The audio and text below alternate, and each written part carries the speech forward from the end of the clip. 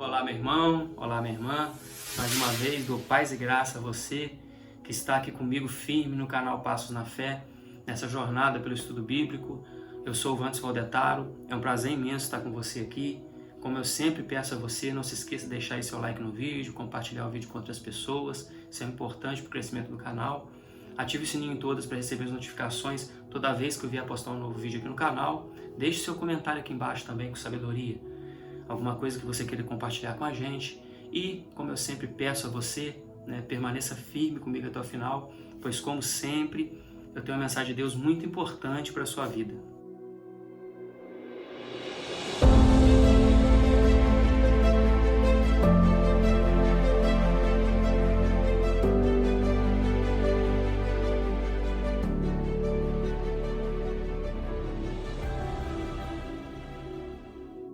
Hoje, então, a gente vai dar continuidade ao capítulo 47 de Gênesis, fechando esse capítulo 47. A gente tinha visto que a última parte do último vídeo, que Israel abençoou a Faraó, tinha abençoado Faraó e saído da presença dele. E agora a gente vê uma outra fase nessa parte aqui, não só de José e de Israel, mas como todo o Egito e também Canaã, que é a fome que estava assolando toda a terra. A gente tinha dito que já tinha se passado 2 anos de fome, e agora a gente vai ver o que aconteceu com o Egito e também Canaã, com o aumento da fome nessa região. A gente vai ver aqui a administração de José, como José administrou essa fase de dificuldade que teve nesse período. E lembrando que ele já tinha feito algo para poder administrar essa parte, esse período de fome. Ele já tinha se precavido, ele tinha guardado os mantimentos, não só para a casa de Faraó, mas para todo o Egito e até mesmo Canaã, como a gente vai ver aqui. Bom, a partir então do versículo 13, a gente tinha parado no versículo 12, então a partir do versículo 13 do capítulo 47 de Gênesis, diz assim: Não havia pão em toda a terra, porque a fome era muito severa, de maneira que desfalecia o povo do Egito e o povo de Canaã, por causa da fome. Então José arrecadou todo o dinheiro que se achou na terra do Egito e na terra de Canaã, pelo cereal que compravam, e o recolheu à casa de Faraó. Tendo acabado, pois, o dinheiro na terra do Egito e na terra de Canaã, foram todos os egípcios a José e disseram: Dá-nos pão, porque haveremos de morrer em tua presença, porquanto o dinheiro nos falta. Respondeu José: Se vos falta o dinheiro, trazei o vosso gado, em troca do vosso gado eu vos suprirei. Então trouxeram o seu gado a José, e José lhes deu pão em troca de cavalos, de rebanhos, de gado e de jumentos, e o sustentou de pão aquele ano em troca de seu gado. Findo aquele ano, foram a José no ano próximo e lhe disseram: Não ocultaremos a meu senhor que se acabou totalmente o dinheiro, e meu senhor já possui os animais. Nada mais nos resta diante do meu senhor, senão o nosso corpo e a nossa terra. Por que haveremos de perecer diante dos teus olhos, tanto nós quanto a nossa terra? Compra-nos a nós e a nossa terra, a troco de pão. E nós e a nossa terra seremos escravos de Faraó. Dá-nos semente para que vivamos e não morramos, e a terra não fique deserta. Assim comprou José toda a terra do Egito para Faraó, porque os egípcios venderam cada um o seu campo, porquanto a fome era extrema sobre eles, e a terra passou a ser de Faraó. Quanto ao povo, ele o escravizou, de uma a outra extremidade da terra do Egito. Somente a terra dos sacerdotes não a comprou ele, pois os sacerdotes tinham porção de Faraó, e eles comiam a sua porção que Faraó lhes tinha dado. Por isso, não venderam a sua terra. Então disse José ao povo: Eis que hoje vos comprei, a vós outros e a vossa terra, para Faraó. Aí tendes sementes, semeai a terra. Das colheitas dareis o quinto a Faraó, e as 4 partes serão vossas, para a semente do campo e para o vosso alimento, e dos que estão em vossa casa, e para que comam as vossas crianças. Responderam eles: a vida nos tem dado. Achemos mercê perante meu senhor, e seremos escravos de Faraó. E José estabeleceu por lei até o dia de hoje que, na terra do Egito, tirasse Faraó o quinto. Só a terra dos sacerdotes não ficou sendo de Faraó. Assim, habitou Israel na terra do Egito, na terra de Gósen. Nela tomaram possessão e foram fecundos, e muito se multiplicaram. Jacó viveu na terra do Egito 17 anos, de sorte que os dias de Jacó, os anos de sua vida, foram 147. Aproximando-se, pois, o tempo da morte de Israel, chamou a José, seu filho, e lhe disse: se agora achei mercê à tua presença, rogo-te que ponhas a mão debaixo da minha coxa e uses comigo de beneficência e de verdade. Rogo-te que me não enterres no Egito, porém que me jazas com meus pais. Por isso me levarás do Egito e me enterrarás no lugar da sepultura deles. Respondeu José: farei segundo a tua palavra. Então lhe disse Jacó: jura-me. E ele jurou-lhe. E Israel se inclinou sobre a cabeceira da cama. E assim a gente fecha o capítulo 47. Aqui a gente consegue ver, tirar muita coisa nessa parte, que foi um pouquinho longa assim, mas nessa parte pequena do capítulo aqui em si, né? Bom, não havia pão. Então a gente tinha visto já no começo, lá no versículo 13, não havia pão. A gente viu que a fome tinha assolado toda aquela região durante 2 anos.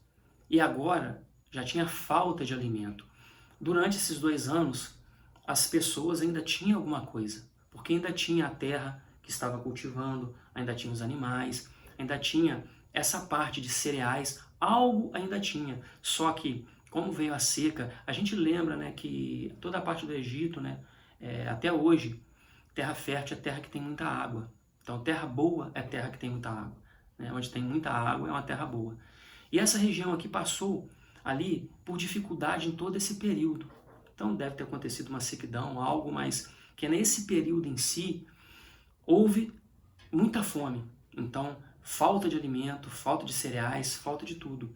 Então, eles tinham aquilo ali durante um tempo, passou os 2 anos e agora chegou o momento que eles não tinham mais nada para comer. Então, quando fala pão, eles não tinham alimento em si. Então, eles não tinham com o que se alimentar. Estava prestes a morrer de fome. Então, no começo, já estava com fome. José, então, fez o quê? Arrecadou todo o dinheiro do povo. Então, todo o povo, e aqui diz, tanto do Egito quanto da terra de Canaã, foram até José, foram até o Egito ali, até José para comprar mantimento. E assim José, como tinha guardado todo o mantimento, né, durante aquele período de 7 anos de fartura, ele supriu a todos com pão. Supriu a todos não com pão só, mas com cereal, com comida, com o que tinha de melhor ali no Egito. E supriu aquelas famílias. Isso de todo o Egito e de toda Canaã, toda a terra ali. E findou esse tempo de novo. Passado 1 ano, né, que eu estava ali passado o tempo, então, tendo se acabado, pois, o dinheiro, quando o pessoal acabou com dinheiro, já não tinha mais como comprar alimento, eles estavam comprando com dinheiro, terminou o dinheiro, eles não tinham mais como comprar. Então eles cederam o gado. Então José disse, como vocês não têm dinheiro, vocês vão me passar o vosso gado. Então eles passaram para ele o vosso gado. A gente vê aqui, por que havereis de morrer na tua presença? Então José, ele era o governador. Ele era a pessoa que administrava tudo. Então as pessoas chegavam nele e diziam, por que a gente há de morrer na sua presença? Se você está nos administrando tudo, então é como se José tivesse aquela função ali de realmente não deixar o povo perecer. E foi o que ele fez. Ele realmente começou a administrar tudo. E aqui, como não tinha dinheiro, ele pediu gado. E quando fala gado, é tudo. São os cavalos, são o gado em si, aí vem falando, os jumentos. Então toda a parte que eles falam, que entregaram, foi entregado ele, o vosso gado. Então foi entregue o vosso gado. Então lá embaixo fala tudo, ó. Foi sustentou com pão em troca do seu gado. Ó, lá no versículo 17, em troca de cavalos, de rebanhos, de gado, de jumentos. Então todos os animais que eles tinham, eles cederam a José em troca de alimento. E depois de passado um ano, eles não tinham mais nada. Aí diz lá embaixo que passado um ano, eles não tinham mais nada, acabou tudo. E porque a gente nós haveremos de morrer perante seus olhos de novo. Então, eles vão de novo e pedem a Faraó, que, no caso a José, que supra eles mais uma vez. E como não tinha gado, o que eles falam? Dessa vez a gente não tem gado, poxa, e geralmente a gente não tem dinheiro. A gente vai morrer? Não. A gente se entrega a Faraó. E diz que eles vão ser escravos de Faraó, tanto eles quanto a terra. Esses escravos aqui, na minha versão, dito como escravos, seria como servos, algumas versões também de servos. Então, servos por quê? Porque não é escravo, a gente sempre vê escravo nessa parte como sendo chicoteado e tudo, mas não. Quando fala escravos aqui, seria servos. Então eles vão prestar respeito a tudo que está acontecendo a Faraó. Então nada mais são deles, inclusive eles. Só que aquilo que eles estão fazendo, eles têm que prestar conta a Faraó. Então, eles vão, a partir de então, continuar na terra, então a terra de Faraó, mas eles continuam na terra, porque não adianta entregar tudo, e vão trabalhar na terra. E vão, a partir de então, com o cereal que Faraó vai ceder, vão plantar naquela terra. Então, como não tem dinheiro, embaixo diz, temos o nosso corpo, lá no versículo 18, nosso corpo e nossa terra. Então, compra-nos a nós e a nossa terra, no versículo 19. Seremos escravos. Então, seremos escravos, seremos servos, né? Nós pertenceremos a Faraó. Então, a partir daí, pertencerão a Faraó. Então, eles tinham que dar satisfação a Faraó de tudo. E assim, lá embaixo, diz no versículo 21, que o povo, ele o escravizou, então tornou todos escravos. E quando fala escravos, vamos mais uma vez tentar colocar isso na cabeça, né? Como servos dele, né? Pertence a Faraó. E somente a terra dos sacerdotes, lá no versículo 20, não tinham, eles não comprou. Por quê? É engraçado que aqui a terra dos sacerdotes, eles tinham a terra e eles não venderam para Faraó, porque Faraó supria, sustentava os sacerdotes. Então os sacerdotes comiam da porção de Faraó. Então eles não precisavam de vender a terra. Então eles foram os únicos que ficaram com a terra. E se a gente vê lá na parte da distribuição da terra para o povo de Israel, quando eles tomaram a terra, já o povo de Levi são os únicos que não tiveram terra. Eles foram divididos nas outras terras, entre as outras tribos. Eles ficaram sem terra. Aqui já é o contrário. Todos ficaram sem terra e os únicos que continuaram com a terra foram os sacerdotes, aqui no Egito, né? Que eles representavam o Senhor. No caso, o sacerdote aqui também, né? E o povo em si foi escravizado ao Senhor. Já lá, que era Faraó, então os sacerdotes, eles ficaram com a terra e comiam da porção de Faraó. Já lá na frente, né, todo o povo, aí como a gente pensar em Senhor, a gente já pensa em Deus, em Senhor, eles foram divididos na terra, e o povo de Levi, que eram os sacerdotes, e se o sacerdócio em si era do povo de Levi, eles não tinham terra. Então eles não tinham a porção de terra deles, e eles ficaram divididos entre as outras tribos. Então isso é interessante, né, essa diferença. E com isso, depois que teve essa distribuição, tudo passou a ser de Faraó, José estipulou aqui o quinto. Um imposto a ser pago, né? O quinto. Então, pega 20%, um quinto do que eles produziam, tinham que passar a Faraó. Por isso que a gente diz que seria uma servidão, não escravo. Eles não seriam aqui escravos, eles seriam servos de Faraó. Porque eles tinham a terra, continuaram com a terra, e teriam que dar a partir de agora um quinto. Então 20% de Faraó. E a gente pensa, poxa, isso é injustiça. Mas não, eles morreriam de fome. Eles iriam realmente morrer de fome. E agora eles têm a terra, continuam com a terra, só que vai passar um quinto para Faraó. E lá embaixo, eles gostam dessa situação e reconhecem isso. Porque lá, deixa eu ver, aqui no versículo 25 diz, responderam eles, a vida nos tem dado. Ou seja, eles estavam a ponto de morrer e agora teve a possibilidade de eles rever aquilo de novo, rever a vida e continuar vivendo normal, continuar vivendo sem perder a vida por conta da fome. Achemos mercê perante meu Senhor. Esse mercê, em algumas traduções, diz graça, realmente. Então isso aqui é um sinal de graça? Eu creio que sim, é um sinal de graça, da graça de Deus sobre esse povo, porque de alguma forma Deus fez algo, até mesmo por José, porque ele já tinha previsto isso antes para poder suprir não só o povo de Israel que estava chegando e que estava crescendo, mas também todo aquele povo que estava ali, junto de Israel, que estava sendo administrado por José, todo o Egito. Então, de certa forma, Deus trouxe graça não só para o povo de Israel, mas para todos aqueles que estavam aqui. Então, achamos mercê, achamos graça, né, perante meu Senhor, e seremos escravos, ou como eu já disse, servos de Faraó. Então a gente estipula o quinto. E daí em diante, a gente pensa, né, poxa, estipulou o quinto, né, isso é justo, mas aí eu vou falar no final, que se a gente vê, a gente paga até hoje imposto, então isso aqui não tem justiça nisso. E a gente lembra um pouco da parte do dízimo também, né, que às vezes muitos murmuram, e eu vou falar sobre essa parte do dízimo, que é importante também. Então, e passou a passar o quinto, né, a dar o quinto do que eles recebiam. Então, se a gente pensar bem, eles ficaram com 4 partes, então, para sustentar a eles, sustentar aos familiares, aos da casa e também aos animais que tivessem ali. Eles cederam aos animais, mas alguns animais, sabe, eu creio que eles ainda continuavam naquela região com animais, algumas coisas, mesmo que fossem da parte de Faraó, né? Quando a gente fala aqui de plantação, não é só plantação, e mesmo porque o povo, né, que estava ali, que já tinha o gado deles e fazia, eles continuavam com aquela parte, mas seria passado para Faraó também.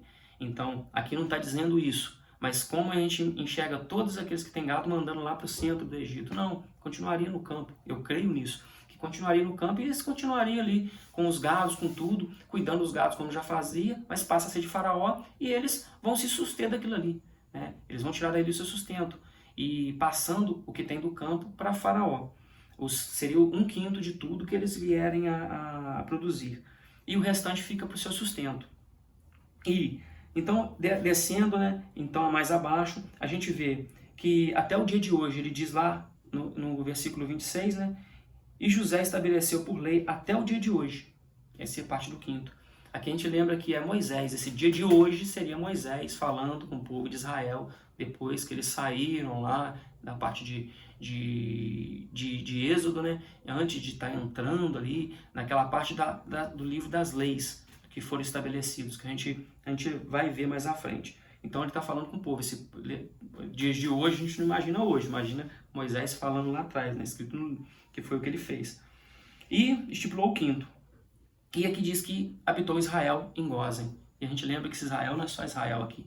Então todo o povo de Israel, toda a descendência dele ficou ali até sair em Êxodo, que a gente tinha dito lá na frente, né, que vai acontecer aqui no caso na Bíblia. E foram fecundos. A gente já começa a visualizar aqui e multiplicá-los. A gente se multiplicaram lá no versículo 27. Foram fecundos e multiplicaram-se. A gente já começa a ver o povo aqui, já Israel, Jacó, vislumbrando a promessa sendo concretizada ali. Não pela terra, porque eles não estão na terra, ele irá voltar, mas a promessa de Deus diz que ele irá voltar e ele volta, o corpo, e depois, mais à frente, mais de 400 anos depois, o povo de Israel como um todo. Mas o povo já se multiplicou. Aqueles 2 que eram só Abraão e Sara, agora já são mais de 70, só os familiares aqui, né, de Isaac, fora todo o povo que vem atrelado, vem junto com ele. E diz que Jacó viveu 17 anos ali no caso no Egito. Ele ficou 17 anos com José no início, que ele saiu com 17 anos, e agora passou mais 17 anos com o filho. Um total aí de 34 anos. Perdão. Lembrando que José ficou 22 anos fora da presença do pai. Então a gente vê que esse é um dos motivos que ele diz que foram poucos, né? Então comparado aí com 180 anos de Isaac e os 175 anos de Abraão, ele viveu pouco, entre aspas. E ele diz que maus, né? Maus e poucos. Então maus por causa da tristeza, talvez. Ele ficou muito tempo longe do filho, imaginando que o filho estava morto, né? A gente vê ali a contenda que teve entre os irmãos. E poucos porque, poxa, comparado com os patriarcas, né, os outros, então 180 de Isaac e 175 de Abraão, ele considera de pouco. Se a gente for ver hoje, seria muito, né? Se comparar com hoje. E ele pede depois, a gente volta lá em Gênesis 24:9, onde Abraão, a gente volta lembrando, né, que Abraão pediu a Eliezer para pôr a mão debaixo da coxa e jurar que não pegaria esposa entre as cananeias ali, né, do povo cananeu, e queria na parentela dele para pegar a esposa para Isaac. E foi o que Eliezer fez. Então, aqui ele faz a mesma coisa no caso com José. Pede que ele não o enterre ali, que vai enterrar ele lá, aí diz, na sepultura de meus pais, né? Então, lugar da sepultura deles, lá dos pais. E o interessante aqui, que até hoje, lá no sudoeste da Cisjordânia, ainda tem a Gruta dos Patriarcas, né? Então, se a gente lembrar lá atrás, que é a Capela de Maquipela, né? A Gruta de Maquipela, né? Então, ainda tem hoje lá, no sudoeste da Cisjordânia, onde era o coração da Judéia, né? Na antiga cidade de Hebron, na antiga região de Hebron. Até hoje tem onde, pela tradição judaica, estão enterrados os patriarcas. Então, Abraão e Sara, Isaac e Rebeca, e Israel, que Jacó e Lia. Lembrando que Raquel tinha sido, ela não foi enterrada ali, né? Porque ela morreu indo de uma região para outra, ela morreu e foi enterrada em outro lugar.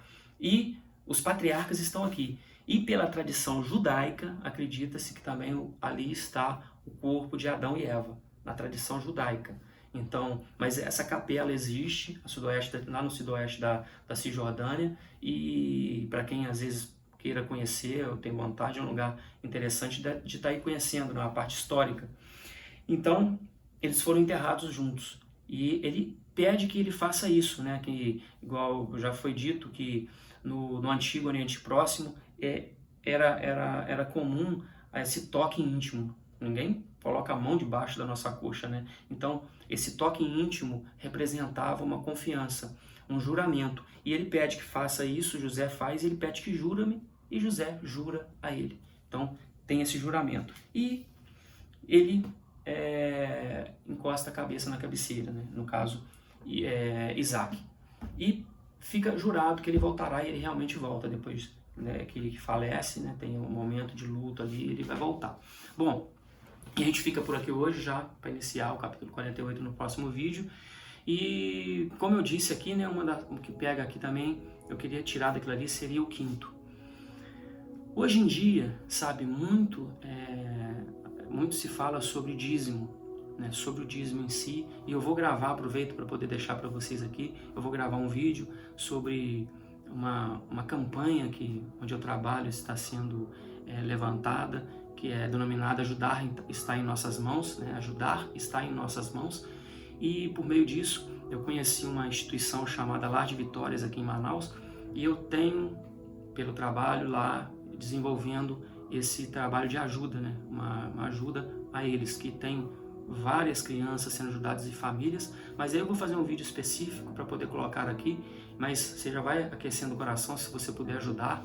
Eu vou deixar até no link da descrição aqui o Pix. Eu não estou pedindo dinheiro para mim, mas eu fiz essa conta exclusiva para poder estar recebendo essa parte de doações, e a gente vai lá e faz doações de cesta básica, e desatrelando ao lado do meu trabalho, que eu trabalho, eu tento dividir aqui uma parte evangelística que eu faço, então não tem a ver com o meu trabalho, eu vou fazer essa parte de doação lá, então vou deixar o link na descrição, se você puder, eu vou colocar aqui também no vídeo, né, para você fazer a doação, que é o meu e-mail, então vandersonvaldetaro@gmail.com, e o que você puder estar doando para ajudar, né? Tudo que eu arrecadar nessa conta que eu abri, uma conta do Nubank, não estou fazendo propaganda para o Nubank não, mas é uma conta do Nubank, e tudo que eu arrecadar nessa conta, e como a gente tem que fazer declaração de imposto de renda, tudo no final do ano, eu vou estar tudo fazendo direitinho para poder mostrar, né? Tá dando satisfação do que eu estou gastando, e do que está entrando e do que estou gastando vai ser todo doado, né, em mantimentos para essa instituição. E a gente tem um colaborador também, que está junto, participando disso, que é o seu Edilson Rufino, da rede Baratão da Carne. Então, tem ajudado a gente muito com as cestas básicas. Eu agradeço ele de coração. E então a gente está levantando essa campanha para poder estar ajudando, e eu vou continuar ajudando essa instituição, Lar de Vitórias. São mais de 150 famílias, fora as famílias que estão cadastradas e ficam dependendo na fila de estar conseguindo alguma coisa ou não.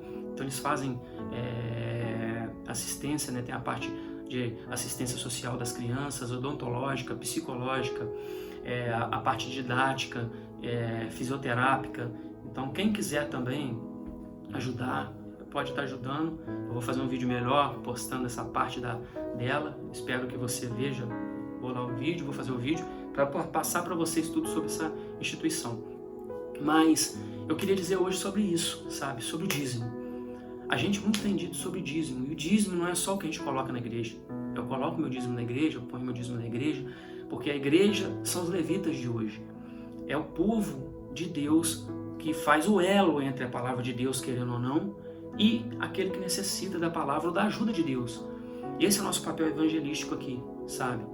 E essa parte evangelística que a gente faz não é só na parte espiritual, mas sim na parte social também. Então, o que você puder fazer, isso é interessante.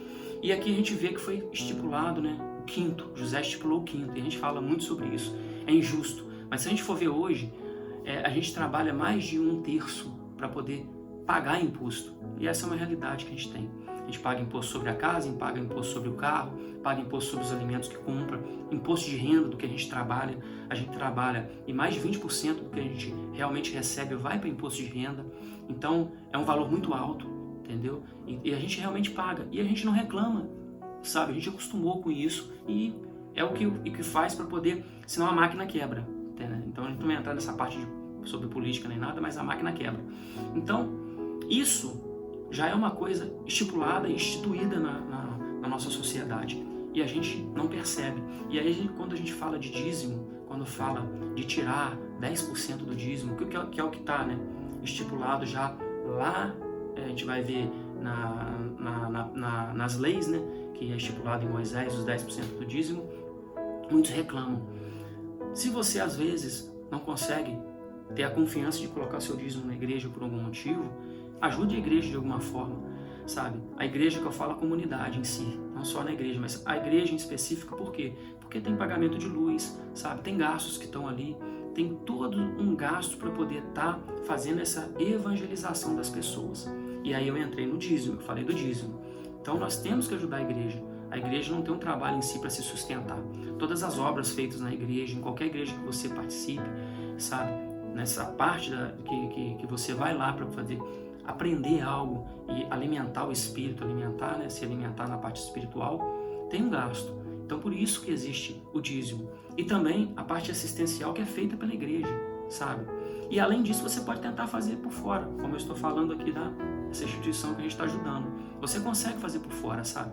E é importante quando você vai numa instituição dessa e vê o que uma criança, um idoso, uma pessoa necessitada, alguém que não tem o que comer, o que ela sente ao receber aquela ajuda, que às vezes vem da sua mão. Então, a gente tem que ter isso no coração, sabe? Ter isso em mente. Eu espero que você tenha e que você possa ajudar de alguma forma, sabe? Não aqui a mim, procurar alguém para ajudar, sabe? Seja num lar de ajuda de alguém, de idosos, num hospital, faça algo para alguém, sabe? Reconheça que você tem tudo e dê um pouco do que você tem para alguém, mesmo que você não tenha dinheiro. A gente lembra, né, que muito nos é dado por Deus, né? Se a gente olhar para trás, muito nos é dado, mas o que a gente tem feito para alguém? O que a gente tem feito para ajudar outras pessoas? Então, às vezes, a gente tem que fazer isso, ajudar o próximo. E é isso que eu queria deixar para você aqui hoje. Procure uma forma de ajudar o próximo. E se você puder contribuir, não estou pedindo para mim, estou pedindo para a instituição. Eu vou estar no final do mês indo lá, fazendo a entrega das cestas, de tudo que a gente vai fazer. E você, se puder contribuir aí, eu peço que você contribua, sabe? Que faça a sua parte. É isso que eu queria deixar para você aqui hoje, que você realmente possa ajudar aqui, se puder, e a outras instituições, de alguma forma, na igreja, sabe? Faça a sua parte para o reino de Deus, como um todo, que todos nós somos irmãos. fazemos parte do reino de Deus. Bom, eu espero que você esteja comigo no próximo vídeo, como eu sempre digo, que o Espírito Santo continue movendo a sua vida, sabe? Fazendo com que você sempre prospere em tudo que você venha fazer, onde você pisar, colocar a planta do seu pé, que a prosperidade chegue a você, que Deus derrame em sua vida todas as bênçãos possíveis, que Ele te abençoe e que a graça de Deus desça sobre a sua vida, que você seja realmente próspero em tudo que você venha a fazer e que você entregue a sua vida ao nosso Senhor Jesus, que Ele seja o caminho que te leva ao Pai, pois Ele é o único caminho que te leva ao Pai, para que Ele possa realmente ser o seu intercessor, a você e a sua família, advogado no momento que você necessitar. E que você tenha fé em Deus, pois como eu sempre digo a você, Deus está no controle, Deus está contigo. Um forte abraço e até o próximo vídeo.